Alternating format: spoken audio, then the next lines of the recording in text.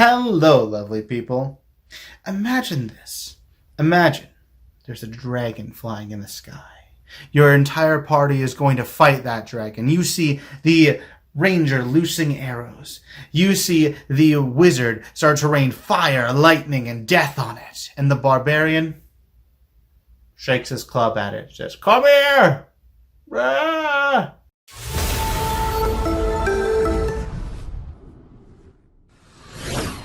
Now that is the problem that we have sometimes, or imagine having, with high-level casters in D&D, and what the non-casters have to deal with. So as you can imagine, today we are going to talk about high-level casters in D&D, and how to make them work with the group.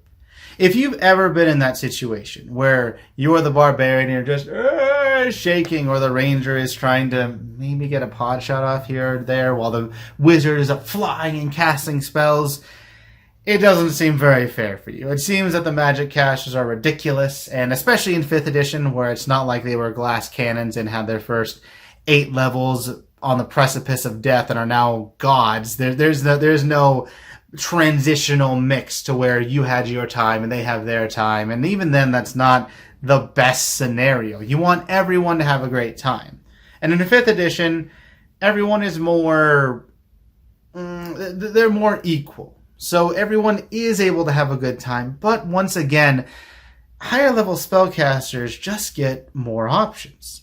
They start out getting more options as they level, and it just incrementally increases. So that by the time they have 6th, 7th level spells or something along those lines, they just have so many options that are not available to everyone else.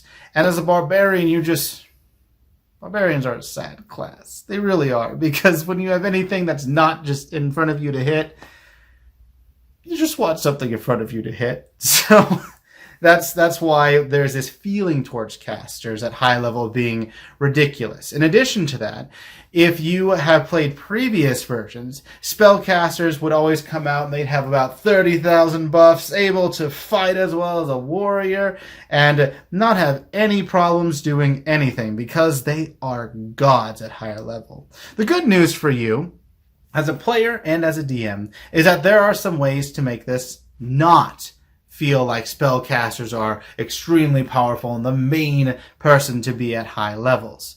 Barbarians can be just as fun as spellcasters, but the DM needs to work with those players. They need to give them the proper tools to do so. Spellcasters in 5th edition are, firstly, limited. They cannot do what they did in 1st edition, 3rd edition, etc. Why? The concentration mechanic. They can't go out there with immunity to non-magic projectiles, fly, stone skin, protection from magic, protection from about 7 other things, and go out there with 12 buffs. They can't do that anymore. They can only choose one thing, which severely handicaps and limits them. It doesn't make them the gods they used to be. It makes it so that they can do things, but they have to choose. And when they do this, it also has an adverse effect. Usually in the other editions, they might cast fly on themselves and fly on their party. And now, instead of spending a 7th level spell to make everyone fly and only able to fly, they may just make themselves fly, or give themselves some other type of defensive mechanism and try to fight it out and use their 7th level spell for something a bit more potent. Because, of course, spellcasters look in their books and want to be the coolest they can, instead of actually trying to deal with tactics and helping the party, at least a lot of the time. So when you have this happen, it makes it so that the other classes don't get the benefits of spells, which is problematic. When other classes don't get the benefits of spells, you come up with the problem of the wizard not supporting their team, not giving fly to the barbarian, and then the barbarian just sits there and is unable to do anything, which is pretty terrible. But there are some ways to make this not a problem. Now that we've already established that spellcasters cannot be gods, we need to make it so that that utility is given to your other party members, to the martial classes, especially for classes like Barbarians. Now, martial classes do need to be a bit prepared. A fighter, for example, should have a bow. Even if you are, pretty good with melee weapons and you're primarily a melee fighter with your great sword and everything else, you should still carry a bow. I mean, it's kind of common sense that if something is beyond your reach, you should be able to shoot it. This also does apply to Barbarians, but it just doesn't feel right. You still want to use the main aspect of your class. And if you have to use a bow, a lot of the time, gargoyles, griffins, dragons, all these flying creatures, all these whatever creatures are making it so that you have to use ranged instead of your melee most of the time, we have a problem. If that is the case, the DM needs to have some foresight.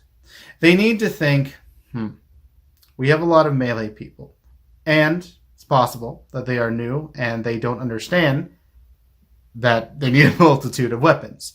Maybe you haven't made it clear to them, maybe they don't understand, maybe they just don't think they need to, and you want to make it so that their game is not going to be just sitting there shaking their clubs at the flying creatures, or the creatures that are hard to hit. In order to avoid this, you need to first think of what the potential problems are.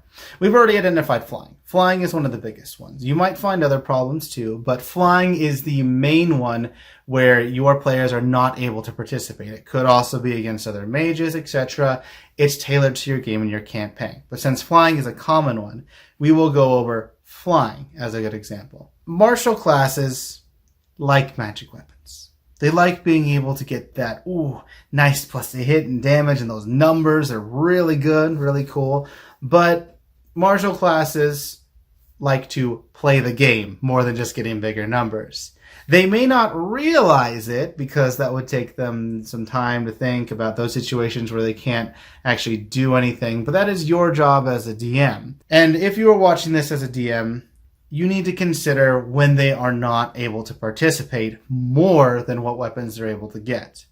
So, flying. How would we fix this?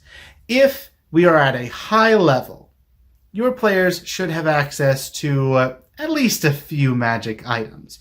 Maybe more than just armor and a club and a ring or something. They might be able to get another item. And this is very important. You want to make it so that your martial classes have utility items. For example, fly. Why not give them boots of fly, or something that will make them have maybe 3 Misty Steps per day? That seems weird. Why would a fighter need Misty Step? Well, they could Misty Step onto the back of the dragon as they fall off. They Misty Step back on, and as the dragon's about to land and they're about to fall with it, they just Misty Step onto the ground. It could add a lot of really cool thematic elements, and you're not giving them extra damage. You're not making it so that the class is ridiculously powerful. You're just giving them something really cool to make it so that they're able to participate in the fight. And as long as the other classes are able to participate in the fight, they're able to have fun, creative, and honestly, in 5th edition, everyone's good. Everyone's balanced. You just need to make it so that everyone has the ability to do what they're meant. So Barbarians need to have the ability to go up and whack the thing, since that's kind of how their rage mechanic works, and that's the main part of their class. So they need to have fly. They need to have that weird Misty Step ring. They need to have something in order to keep them going, which is why utility items are what you should be making sure to give your martial classes. Now, if you are lacking on these items, and you've realized this too late, you're coming to this video because you realize, my spellcasters are just ruining everything, and I can't do stuff, and I didn't plan ahead, and I didn't think this would be a problem, and no one else is able to really participate in the fights because there's cliffs, terrain, or other weird things. I don't know what to do. You can always give different sets of enemies. I am always of the mind that if you have a boss fight, you should not have the players just fight one creature. Unless that creature is extremely ridiculous and all the players are able to actually fight it. I would recommend that you have extra enemies come into play. For example, let's say there's a big bad boss wizard, and there's your whole party. Instead of just having the whole party go against the wizard, which they're just going to counterspell and make it so that they can kill that wizard, you should make it so that there's extra enemies. This makes it so that the martial classes, melee or anything else, are dealing with something, trying to fend them off while your spellcasters engage with that enemy spellcaster, the big boss. And then you have this whole system of where you guys are trying to go back and forth and see who gets the advantage, see who doesn't. And it makes it so that it's a tense and more interesting fight while everyone is participating. In addition to this, you don't have the problem where in D&D, the game is a game of action mechanics. If you have 5 actions and I have 1, I mean, you're probably going to stop me. So this makes it so that your whole party is able to deal with all these other monsters, and even with legendary actions, it doesn't equal it sometimes. So you're able to have your whole party deal with all these monsters and have 6 or 7 actions if you have a bigger party versus 6 or 7 actions, which makes it kind of even. Instead of 4 actions versus 2 or 4 actions versus 7, it kind of changes it up. And your main actions on your turn for a monster are usually better than legendary actions anyway. So you will still have that problem. And again, with spellcasters, the bane of every DM, counterspell. Even if you do a 3rd level counterspell against a 9th level spell, you'll probably get it. So counterspell is it's a pain to deal with.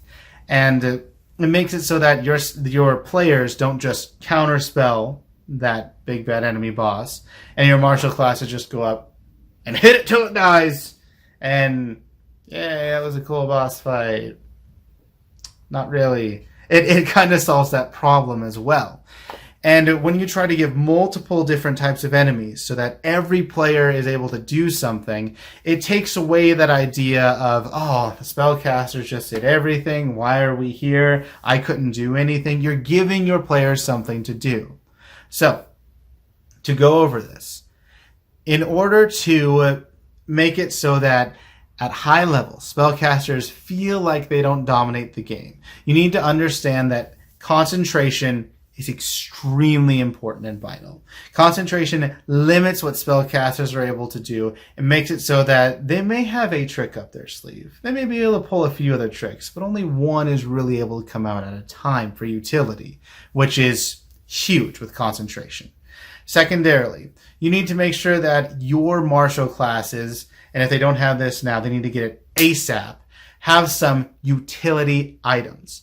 Don't leave it so that the barbarian is shaking his club at the dragon like, I wish I could hit you. No, dragons are intelligent. They won't land on the ground. The dragon is not going to be hit by the barbarian, and the barbarian is going to be sad unless you give them those utility items. So make sure that your martial classes have some way to move, some way to always be involved in combat.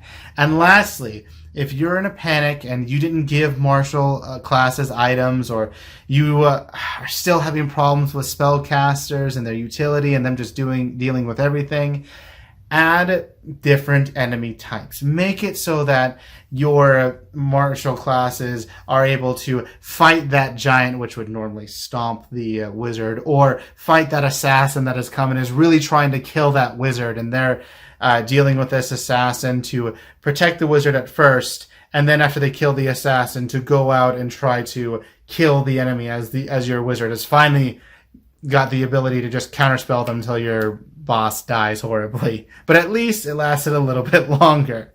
So with this, the entire party feels validated, and you want to make sure that there are different enemy types for everyone if you're very concerned about not having the utility items.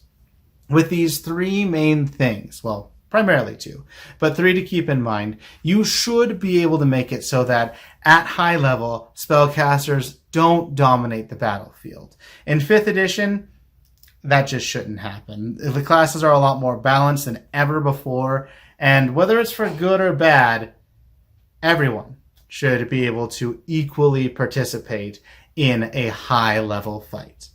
Now, I would love to hear your thoughts in the comments down below, if you agree, if you disagree, if you think that, spellcasters should always be as good as they were in previous editions where no one else could do anything if they prepared and everything else. I'd love to hear your thoughts in the comments down below and hear any questions that you have about your game, which we can hopefully help answer. This has been Wizzo, and keep rolling.